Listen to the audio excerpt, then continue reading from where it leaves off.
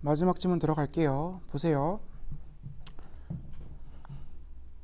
힘들어 이제.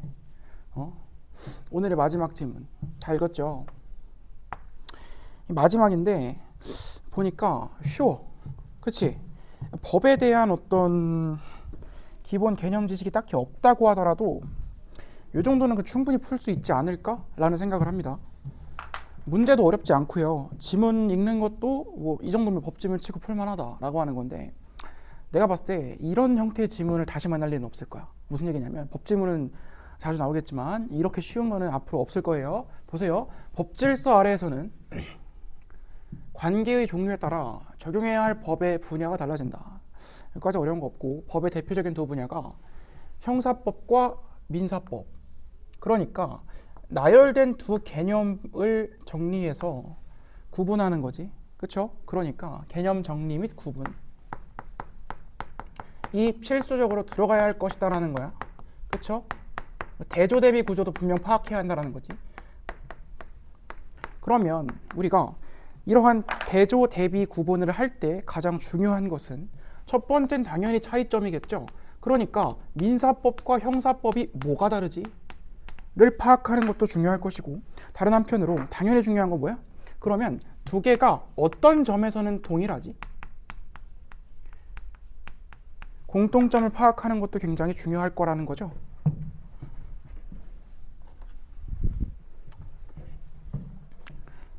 여기에 집중해서 갈 거야. 형사법과 민사법의 공통점과 차이점을 설명하는 방식으로 갈 겁니다. 보세요. 형사법은 국가와 범죄자 간의 법률 관계를 규율하며, 민사법은 개인과 개인 혹은 개인으로 인정받는 법인이라고 하는 건 회사 같은 건데, 그러니까 사람이 아닌데 법적으로는 사람으로 취급한다라고 하는 거야. 밑에 나와 있어요. 의 관계에 적용된다. 봐봐. 관계의 종류에 따라 구분된다라고 했어. 얘는 국가와 범죄자야. 그리고 얘는 뭐야? 개인 혹은 개인 또는 법인이야. 관계의 종류가 달라. 그에 따른 구분이 발생해. 됐어요? 어려운 거 없죠? 넘어갈게요. 형사법의 목적은, 형사법 왜 존재할까? 어떤 사람이 나쁜 짓을 했어. 처벌해야 돼. 그쵸? 당연한 거지. 근데 그런 방식으로 나아간다는 거지. 형사법의 목적은 사회 질서 유지 및 범죄 처벌로, 형사법이라는 게 왜 존재하느냐라고 했을 때 가장 중요한 건 사회 질서를 유지하는 것이야. 그쵸? 다른 한편으로 범죄를 처벌하는 것이야. 공익을 위해, 공익, 여기서는 공공의 이익이란 뜻이에요. 국가가 범죄자에게 형벌을 가한다. 여기서 형벌이 뭐냐? 생명, 자유, 명예, 재산, 이런 것들 관한 기본권을 박탈하는 거야. 형벌은 뭐야? 사람의 기본권을 박탈하는 거야. 민사법은 개인 간 분쟁, 해결 및 개인의 권리 보호를 목적으로 한다. 형사법의 목적은 나쁜 놈을 처벌하는 거야. 나쁜 놈이라고 하면 안 되나? 범죄자를 처벌하는 거야. 그쵸? 아무튼 민사법은 뭐야? 왜 존재해? 개인 간 분쟁 해결. 야, 돈 빌려갔는데 왜 안 갚아? 돈 갚아. 물론 돈 빌려갔는데 안 갚은 놈 나쁜 놈이지만, 다른 한편은 별개로 분쟁이잖아. 그쵸? 그래서 돈 얼마를 갚아야 할 것이고 언제까지 갚아야 할 것이고 이런 것들에 대한 분쟁을 해결하는 거야. 또한 개인의 권리를 보호하는 거야. 그래서 이런 것들을 목적으로 한다. 그리고 사건 당사자들이 평등한 관계임을 전제하고 손해와 이익을 조정해서 수평적 균형 관계를 회복하는 게 궁극적인 목적인 거지. 됐습니까? 민사법 뭐 하는 거라고? 야, 너네는 불균형하니까 수평으로 되돌려 놓을게. 수평적 균형 관계를 회복하는 것에 목적을 둔다라고 파악하면 어려울 게 없을 것 같다라는 거지. 됐습니까? 형사법과 민사법의 차이를 잘 알아두세요. 여기서 목적의 차이로 구분했어요. 그러므로 그렇기 때문에, 그치? 소송이 진행될 때 형사법과 민사법의 소송 당사자와 내용은 상이할 수밖에 없다. 상이는 다르다는 뜻이고, 구조적으로 이 두 개가 다르다고 했으니까 첫 번째 당사자가 어떻게 다른지 그리고 내용이 어떻게 다른지를 순서대로 서술할 것이라고 읽으면 돼요. 됐죠? 오케이. 넘어갈게요. 끝. 그러니까 당연히 뒤에 뭐 나오겠어? 형사소송의 당사자가 나오네. 다르다라고 하겠죠? 형사소송의 당사자는 검사와 피고인으로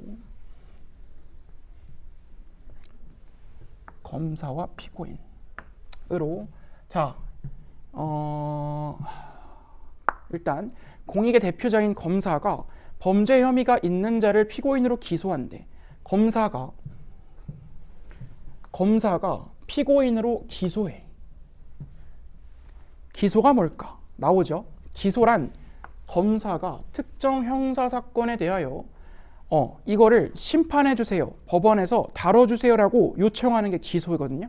판사한테 요구하는 거죠. 그러니까 법원에 요구하는 거죠. 그래서 기소에 대한 개념 나왔고, 피고인의 유죄 입증은 검사가 담당하고, 피고인은 재판에 가면 판사가 이렇게 있고 검사가 이렇게 있겠죠. 그리고 또 뭐 앞에 뭐가 있겠어? 피고인이 있겠죠. 여기 또 누구 있어? 피고인의 변호사가 있다라는 거야. 그렇죠? 왜 그럴까? 검사랑 피고인이 당사자라 그러잖아. 여기서. 그러면 얘랑 맞짱 까면 누가 이겨? 법적으로 뜨면? 당연히 얘가 이기지. 얘는 법 전문가인데 얘는 법 전문가가 아니잖아. 그러니까 뭐야? 여기가 유리할 수밖에 없기 때문에 핸디캡을 주는 거지. 누구? 변호사라는 조력을 받을 수 있도록. 그래서 피고인은 변호인을 통하여 반박할 수 있고, 유죄 입증은 누가 하는 거야? 검사가 하는 거야. 이 사람 잘못 있으니까 처벌해 주세요라고 하는 것 입증, 증거 되는 거 누가 해야 돼? 검사. 근데 그 증거는 거짓입니다라고 말하는 건 누구야? 변호사. 법원은 검사 입증과 피고인의 반박, 피고인과 피고인의 변호사겠죠? 반박을 토대로 피고인의 범죄 성립 여부 및 잘못의 정도. 이거 범죄 했나 안 했나를 따지고 그 다음에 얼마나 잘못했는지 따지는 거지. 그렇죠? 그리고 그에 합당한 벌을 내린다. 누가? 법원이. 법원은 벌을 내려.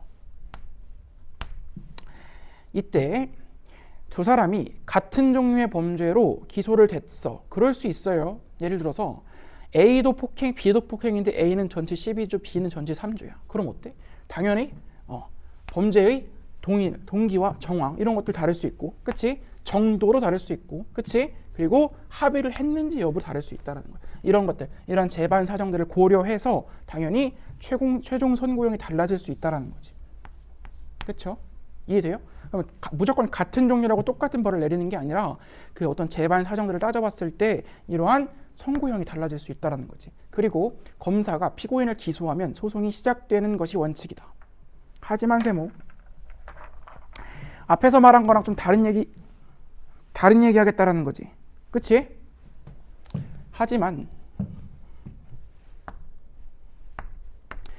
내가 여기서 하지만 세모 치라는 이유가 있어요. 세모 치세요. 웬만하면. 예외는 이게 중요한 거야. 왜 그럴까? 이게 왜 중요할까? 원칙적으로는 뭐뭐하다. 예외적으로는 뭐뭐하다. 일반적인 경우가 있고 일반에 해당하지 않는 특수한 경우를 우리가 예외라고 하잖아. 예외는 뭐라고? 특수한 경우라고. 일반적인 경우가 아니라는 거지. 무슨 얘기야? 피해자가 처벌을 원하지 않으면 국가가 나서서 규율하지 않기로 정한 이러한 죄 등의 경우에는 소송이 진행되지 않을 수도 있어. 여기서 중요한 건 여기 써 있는 사실 자체가 아니야. 구조적으로. 무슨 얘기야? 예외적으로 처벌을 원하지 않으면 진행되지 않을 수도 있다라고 하는 건 일반적으로는, 원칙적으로는 원하지 않아도 소송을 하는 게 원칙이다, 일반이다라고 말하는 거지. 같은 말이라고. 무슨 얘기야? 여기서 예외적으로는 이러할 수도 있다라고 말하는 거면 일반적 그리고 원칙적으로는, 보편적으로는 처벌을 원하지 않아도 소송을 진행하는 것이 맞다라는 거라고. 그러나 한편으로 예외적으로는 처벌을 원하지 않는 경우에 이러이러한 죄의 경우엔 하지 않을 수도 있다라는 거야. 이 차이를 알아야 돼. 이 문장을 읽고 여기 내용에서 파악해야 하는 게 여기 쓰여진 표면적 내용 그 자체도 물론 중요하겠지만 숨겨진 내용을 파악하는 것도 중요하다는 거지. 이런 식으로. 됐습니까? 넘어갈게요. 지금까지 뭐 했어요? 형사소송의 당사자 했어요. 그 다음 당연히 뭐 하겠어요? 민사소송의 당사자 해요. 원고랑 피고. 아까 뭐였어? 검사랑 피고인이었죠. 근데 여기는 뭐야? 원고랑 피고. 고소한 사람과 고소당한 사람이야. 소를 제기한다라고 하는데요. 민사소송에서는 아무튼 원고와 피고로 피해자라고 주장하며 소송을 제기한 사람이 원고야. 원고는 뭐야? 소송을 제기한 사람이야. 나 돈 뺏겼어. 돈 뜯겼어. 저 사람이 내 돈 안 갚았어라고 법원에 소송을 제기한 사람이 원고라고. 그리고 가해자로 지목된 상대방이 피고야. 피고. 이때 각 당사자는 원고와 피고는 모두 소송 대리인인 변호인을 쓴다.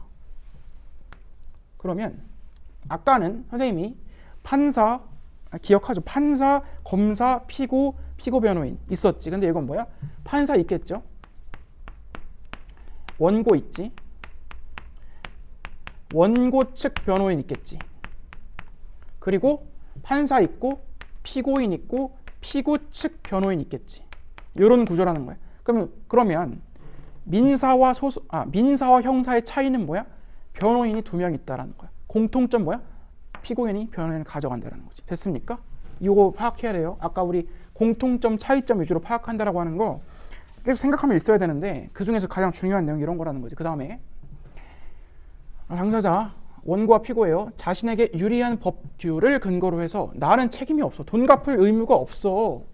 사실을 입증해야 한다. 자,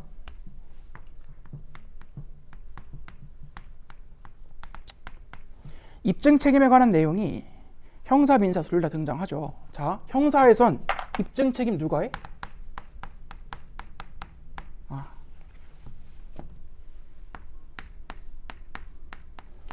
입증 책임을 누가 집니까? 형사에선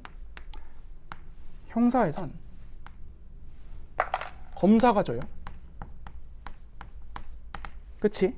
민사에선 입증 책임 누가 져? 여기서 각 당사자들. 됐습니까? 원고와 피고 모두 입증 책임을 져야 돼. 자기한테 유리한 입증 책임을 해야 돼. 입증 못하면 당연히 불리하게 판단할 수밖에 없다라는 거지. 민사소송은 형사소송과 달리 이거 뭐야? 여기서 뭐 하겠다는 거야? 여기서 차이점을 서술해 주겠다라고 하는 거지. 달리라고 했으니까. A는 B와 달리. 사과는 토마토와 달리 과일이다. 토마토 채소인 거 아시죠? 그치? 사과는 토마토와 달리 과일이다. 사과는 호랑이와 달리 식물이다. 뭐 이런 것들. 그 뭐야? 차이점이죠. 민사는 손해와 이익을 적절하게 타협하면 바로 종결돼. 이것도 숨겨진 내용이 중요한 거야. 뭐야? 자, 민사는 형사와 달리 적절하게 타협하면 종결돼. 같은 말로 형사는 피고 그 피고한테 피해를 당한 사람이 있겠죠. 피고랑 피해자가 타협해도 안 돼. 뭐가? 소송 종결이. 이렇게 숨겨진 내용을 파악할 수 있는 거, 이런 능력을 키우는 게 중요하다라는 거지. 글을 읽으면서. 됐나요? 계속 해주고 있는데 이거는 짚어주는 거야. 일부러 너네한테 맡기지 않고. 왜? 내신에 나오니까. 알겠죠? 넘어갈게요. 형사법과 민사법은 서로 다른 분야인 만큼 하나의 사건이더라도 그중 한 분야에서만 또는 두 분야 모두에서 문제가 될 수도 있다. 사람을 때렸다. 민사적으로는 물어내야 돼. 병원비.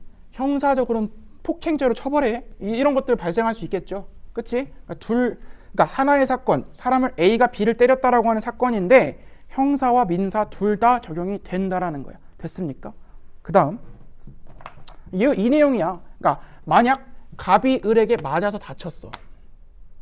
검사가 법원에 상해죄, 왜 폭행이 아니라 상해예요? 이건 진단서 있으면 상해예요. 아무튼 법규로 처벌해달라는 형사소송을 제기할 수도 있고 민사소송을 제기할 수도 있다.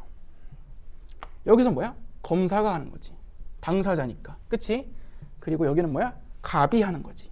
민사에선 피해자가 원고로서 당사자니까. 하지만 세무 좀 다른 얘기 하겠다. 이제부터 진짜 하고 싶은 말 하겠다 이거지. 하나의 사건이라 하더라도 똑같은 결론이 도출되지 않을 수 있다. 소송마다 입증해야 하는 사실관계가 다를 수 있고 입증의 정도도 다르다. 그러니까 소송마다는 두 개지. 민사와 형사가 다르다 이거야. 됐어요? 응. 그러니까 여기선 뭐가 중요해? 그냥 민사와 형사는 입증 사실관계가 다루는 내용이죠. 그리고 입증의 정도도 차이가 발생하기 때문에 좀 다른 결론. 민사에선 보상할 수 없다, 보상하지 않아도 된다라고 하는데 형사에선 처벌할 수도 있다라는 거지. 됐나요? 넘어갈게요. 좀 기네. 여기부터 좀 어려워. 살짝 어려워지는데 크게 어렵진 않아요. 형사는 법관으로 하여금, 법관은 판사예요. 합리적인 의심을 할 여지가 없을 정도로 강한 입증을 요구해. 이 새끼 무조건 죄가 있는 거 맞아. 이게 뭐야? 형사야. 100%야. 이 새끼 무조건 범죄자야. 이래야 돼. 즉 같은 말로 증거가 판단해 주세요 부탁한 거지. 기소 내용이 진실하다고 확신하게 하는 증명력이 부족하면 피고인에게 유죄의 의심이 간다고 하더라도 얘가 한 것 같은데 피고인의 이익으로 판단한다. 왜 그럴까? 무죄 추정의 원칙. 같은 말로 형사 이런 거 외울 필요 없어.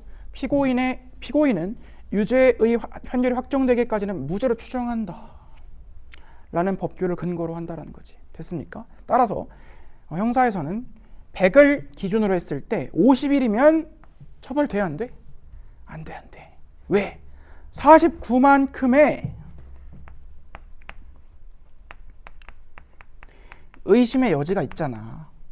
그럼 안 되죠. 그쵸? 그래서 요거 있으면 안 된다라고 하는 거야. 어디서? 형사에서. 됐습니까? 아까 뭐라 그랬어? 검사랑 피고인이 당사자라 그랬지. 근데 검사가 50일이고 피고인이 49면 검사가 이긴 거잖아. 근데도 피고인이 유리하게. 그러니까 합리적 의심 없는 정도까지 가야 돼. 기준 나왔어 안 나왔어? 90, 80 이런 거 나왔어 안 나왔지? 그런 거 안 물어봐. 됐어요? 넘어가세요. 10사람의 범인을 놓치는 한이 있더라도 한 사람의 죄를 처벌해서는 안 된다라는 법원. 그치? 무고한 사람 처벌하면 안 되지. 그런 얘기야. 이를 뒷받침하고. 그래서 중형을 선고받은 피고인이 무죄를 받기도 한다. 무죄는 반드시 무죄다라는 건 아니야. 그러니까 이 사람이 무죄라는 건 뭐야? 결백하다는 걸 의미하진 않고, 의미하는 것도 있겠지만 꼭 그런 건 아니고, 검사가 제시한 증거의 증명력이 합리적 의심이 없을 정도엔 도달할 수가 없다라고 판단한 거지, 판사가. 무슨 말인지 이해되죠? 그 다음 반면 좀 다른 얘기겠다. 무슨 얘기야? 형사랑 민사는 느낌이 달라. 민사는 통상인, 일반인이야 의심을 품지 않을 정도의 입증을 요구한다. 아까는 합리적인 의심을 할 수 없을 정도라 그랬고, 여기는 통상인이라면 의심을 품지 않을 정도야. 좀 다르죠. 어떤 사실이 있었다는 점을 인정할 수 있는 개연성. 수식된 정의를 증명하는 정도로 해석된다. 결국 법원은 원고와 피고의 증거를 바탕으로 신뢰할 수 있는 증거를 누가 더 많이 제출하냐.